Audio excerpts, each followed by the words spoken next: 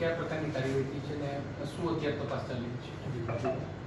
Rajkot crime branch પાસે આજથી આશરે 20 દિવસ પહેલાં એક માહિતી આવી હતી કે જેની અંદર બોગસ પેઢી ઓપન કરી અને તેના આધારે બોગસ જીએસટી બિલો ઈ-વે બિલો બનાવીને input tax credit pass on કરવાનું એક આખું સ્કેમ જે છે એ રાજકોટ શહેરની અંદર ચાલી રહ્યું છે. તે માહિતીના આધારે ઇકોનોમિક ઓફેન્સ વિંગ રાજકોટ શહેર દ્વારા તેની સઘન તપાસ હાથ ધરવામાં આવી હતી. આ તપાસ દરમિયાન તેવું ધ્યાન પર આવ્યું હતું કે ખોટા ભાડા કરારો બનાવી, આધાર કાર્ડનો દુરુપયોગ કરી અને ખોટી કંપની બનાવીને પરમાર એન્ટરપ્રાઇઝ નામની એક કંપની દ્વારા અન્ય વિવિધ આશરે 14 જેટલી કંપનીઓ છે તેને bogus below input tax credit pass on કરવા માટે થઈને આપેલા હતા. આ તપાસ દરમિયાન ત્યારબાદ એવું ધ્યાન પર આવ્યું કે 3 કંપની એવી છે કે જે અમદાવાદ સ્થિત ડીએ એન્ટરપ્રાઇઝ, પછી ભાવનગર સ્થિત કંપની અને ગીર સોમનાથ સ્થિત કંપની કે જે અગાઉ પણ અમદાવાદ ક્રાઇમ બ્રાન્ચ દ્વારા આ પ્રકારનું એક કૌભાંડ પકડવામાં આવ્યું હતું.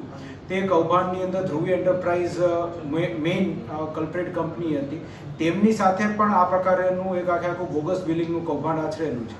એટલે આ 3 કંપની અને એ સિવાય બીજી 11 કંપની એમ કુલ 14 કંપનીઓ જે છે તેના વિરુદ્ધ હાલ ફરિયાદ દાખલ કરવામાં આવી છે અને તે ઉપરાંત પરમાર એન્ટરપ્રાઇઝ જે છે તેના વિરુદ્ધ પણ ધોરણસરની કાર્યવાહી હાથ ધરવામાં આવી છે. અત્યાર સુધીમાં કુલ 5 આરોપી જે છે તેઓને અટકાયત કરી આગળ પૂછપરછ કરી તેઓ વિરુદ્ધ ધોરણસરની કાર્યવાહી હાથ ધરેલ છે, જેની અંદર આ પ્રકારના બોગસ જે ભાડા કરારો બનાવવા માટે થઈને જે લોકોએ આખું નેક્સસ બનાવ્યું હતું તે કારાણી અમનભાઈ, અમન રફીકભાઈ, સૈયદ ઉર્ફે કાળુ મજીદભાઈ, વિશાલ પરમાર અને પાર્થ પરમાર આટલા લોકોની અટકાયત કરી ધોરણસરની કાર્યવાહી હાથ ધરવામાં આવી. આજે 5 વ્યક્તિની અટકાયત કરવામાં આવી છે, તે લોકો ક્યાંના રહેવાસી છે, શું કહેશો?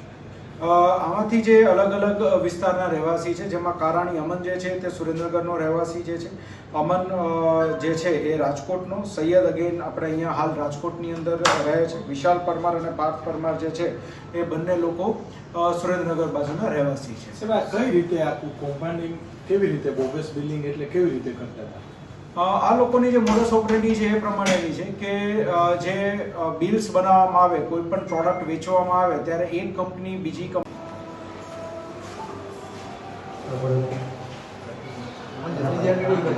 ખરેખર પ્રોડક્ટનું વેચાણ ન થયું હોય, ફર્ધર એ બિલ્સ જે છે એ પાસ ઓન કરવામાં આવે. ફાઇનલી જ્યારે કોઈ પણ જે એન્ડ પ્રોડક્ટનો જે બિઝનેસમેન જે હોય એ એન્ડ પ્રોડક્ટમાં ઘણીવાર આ પ્રકારની જે કંપનીઓ જે છે એ આવા બોગસ બિલો ખરીદી લઈને ઇનપુટ ટેક્સ ક્રેડિટ મેળવી લેતા હોય, જેથી કરીને તેઓને જ્યારે જીએસટી ભરવાનું થાય ત્યારે જીએસટી એટલું ઓછું ભરવાનું થાય અને તે લોકોની બચત થઈ શકે. તો આ એક 3 અલગ અલગ પ્રકારના કૌભાંડમાંનું આ એક કૌભાંડ છે કે જે આપણે અત્યારે પકડ્યું છે. આ ઉપરાંત અમારી પાસે બીજી પણ અન્ય આવી 4 થી 5 પેઢીઓની માહિતી છે કે જે લોકો આ પ્રકારના બોગસ ટેક્સ ક્રેડિટ કૌભાંડ સાથે જોડાયેલા છે.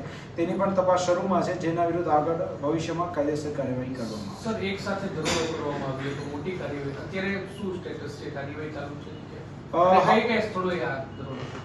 જે અમને માહિતી મળી હતી તે મુજબ અમે અલગ અલગ જિલ્લાઓની અંદર 14 સ્થળોએ દરોડા પાડેલા હતા, જેમાં સૌથી વધારે રાજકોટ અને રાજકોટ રૂરલ વિસ્તારની અંદર કંપનીઓ હતી. ત્યારબાદ ભાવનગર, ગીર સોમનાથ, જુનાગઢ, મહેસાણા, ગાંધીનગર, અમદાવાદ અને સુરત ખાતે પણ દરોડો પાડવામાં આવ્યો છે અને ત્યાંથી જે ઇન્ક્રિમિનેટિંગ એવિડન્સીસ છે, ડોક્યુમેન્ટરી એવિડન્સીસ છે, તે અમે લોકોએ હાલ કબજે કરીને જે એમાં એના માટે રિસ્પોન્સિબલ લોકો છે તે લોકોની પૂછપરછ ને બધું હાથ ધરવાની પ્રક્રિયા હાથ ધરી છે. સર, કરચોરીનો આંકડો અત્યાર સુધીમાં જે મેઇન આપણી જે પરમાર એન્ટરપ્રાઇઝ જે છે જેમાં ફરિયાદ દાખલ થઈ છે એમાં 61 લાખની આસપાસનું ઇનપુટ ટેક્સ ક્રેડિટ કૌભાંડ છે. પણ ત્યારબાદ આજે અલગ અલગ કંપનીઝ પાસેથી જે એવિડન્સીસ મેળવ્યા છે તેનું વિશ્લેષણ કરી આગળ આંકડો કોઈ મોટો આવે છે કે કેમ તે આપણે જાણી શકાશે. એ એન્ટરપ્રાઇઝની વાત કરીએ તો મનોજકુમાર લાંગાની તેમાં વાત છે, તો એમનો કયા પ્રકારનો રોલ છે ને આના તાર કોઈ પત્રકાર મહેશ લાંગા સુધી જોડાયેલા છે કે કેમ, શું કહેશો?